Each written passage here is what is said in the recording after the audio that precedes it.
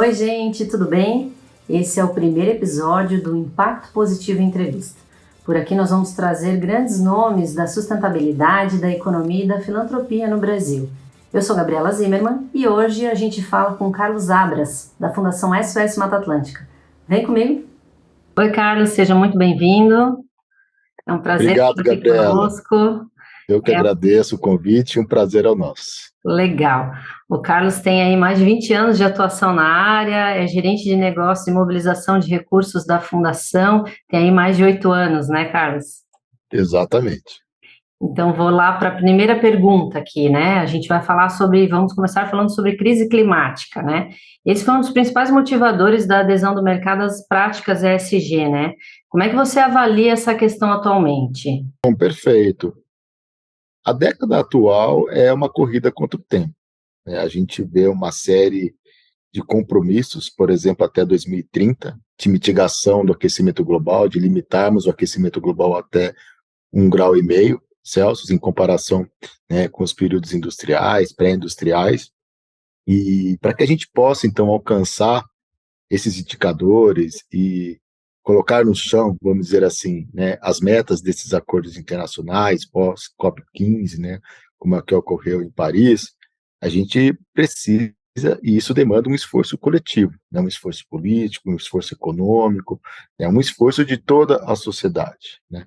A gente ouve muito falar do ESG nas empresas, mas o que a gente precisa também é uma sociedade ESG, pensando em governança, pensando nos aspectos sociais e pensando nos aspectos ambientais. E quando a gente fala de mercado, as evidências são claras, né? Se nós observarmos o último relatório do Fórum Econômico Mundial sobre percepção e riscos, seja nos 2 anos, em curto prazo, ou nos próximos 10 anos, em longo prazo, entre os 10, 5 estão correlacionados a fatores climáticos, né, de falha da mitigação, por exemplo, né, do aquecimento global, de biodiversidade e de recursos ambientais, como, por exemplo, a crise hídrica, né, que tanto afeta as atividades industriais. Santa Catarina, por exemplo, mais de 30% de PIB do estado está correlacionado ao agronegócio, que é altamente dependente não somente, né, da oferta hídrica, mas de um solo fértil para a produção de alimentos. Né, a gente tem toda uma questão também da cadeia de turismo, né, em relação às paisagens, né, na área ambiental a gente fala muito da questão de paisagem, que resulta nas unidades de conservação e quanto isso pode movimentar a economia, gerar empregos verdes. Então, as evidências estão claras, né? E quando a gente fala da agenda de ESG na questão ambiental, ela vai muito, então, além do carbono, né?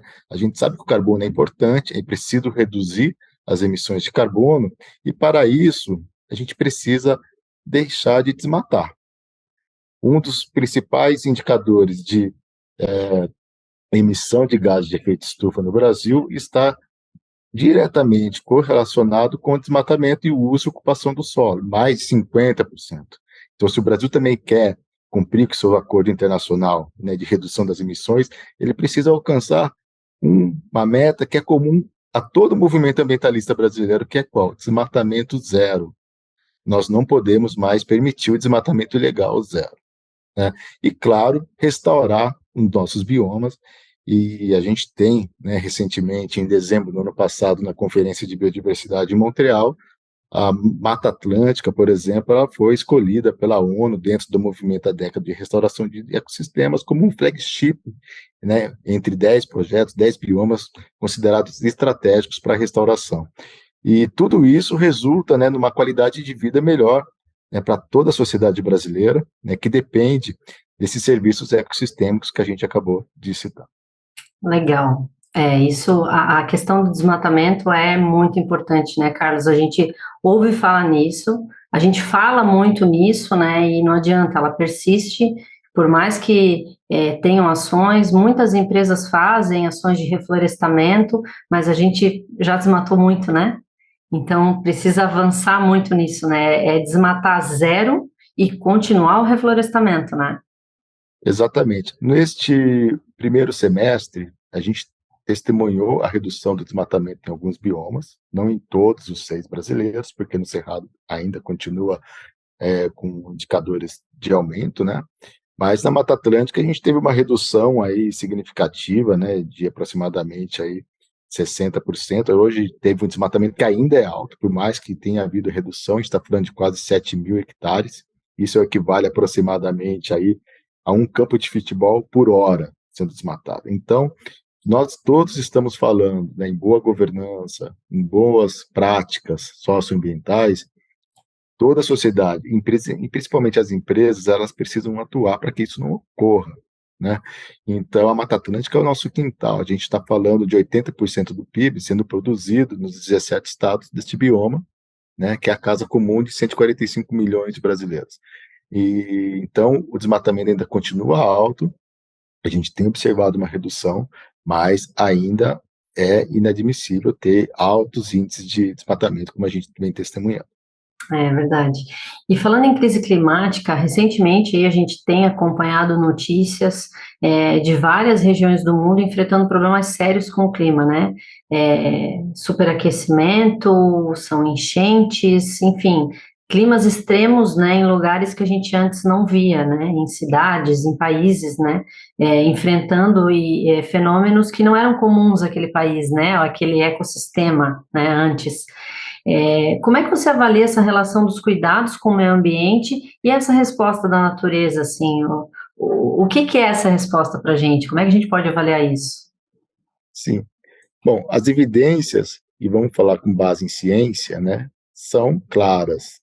E isso a gente pode observar, por exemplo, nos relatórios do painel intergovernamental de mudanças climáticas, o IPCC, que reúne milhares, centenas de cientistas ao redor do mundo, dizendo que realmente, né, a falta de cuidado que nós estamos tendo com o nosso lar comum vem acarretando em climas cada vez mais extremos. A gente está falando de climas cada vez mais secos, chuvas cada vez mais torrenciais, né, calor cada vez, temperaturas cada vez maiores ou menores, e isso vem afetando, né, a qualidade de vida das pessoas, vem afetando a produção, seja industrial, seja agrícola, a vida, né, nas cidades. Então, as evidências são claras, mas muitas vezes falta essa percepção no dia a dia, muitas vezes decorrentes da falta de informação, da falta de conhecimento e reconhecimento sobre a importância do bioma ou dos biomas, dos ecossistemas para nossas vidas. É aquilo, né? A gente tem, por exemplo, no Brasil, o mito da abundância da água. A gente abre a torneira, a água vem, né? Só que a gente não sabe que por trás de todo um sistema de distribuição da água, de saneamento, né, vem a captação da água num sistema, né, de fornecimento de água que necessita, né, de APPs mantidas e restauradas, áreas de preservação permanente, uma floresta intacta. Então, quando a gente vai e desmata, né, você pode ter diferenças de calor numa mesma região de 4, 5 graus. Né? Em São Paulo, por exemplo, em algumas regiões, de uma para outra, você tem diferença de 2, 3, 4 graus. Na Itália, isso, ou na Itália, ou mesmo na Europa, a gente vem observando, né, infelizmente, a morte de crianças ou idosos com diferenças de temperatura de 4, 5 graus, né? Aumenta 3, 4 graus. Então, e tudo isso está impactando na nossa vida. Mas isso é uma questão cultural, não só do Brasil, mas do mundo, né? De nós entendermos, conhecermos e reconhecermos a importância da natureza, do meio ambiente, para a nossa qualidade de vida e também das futuras gerações.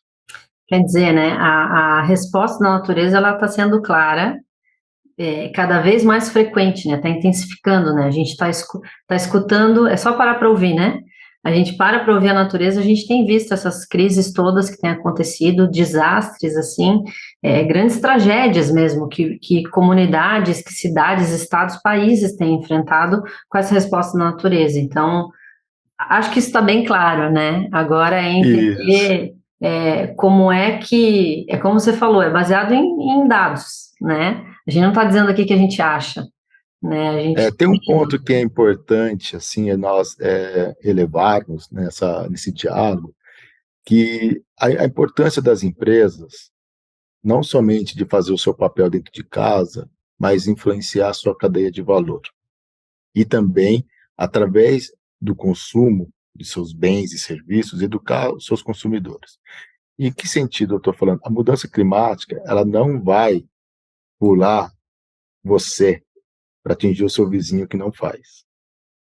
né? Então, ela vai impactar a todos. Se você faz e o seu vizinho não faz, ela não vai distinguir.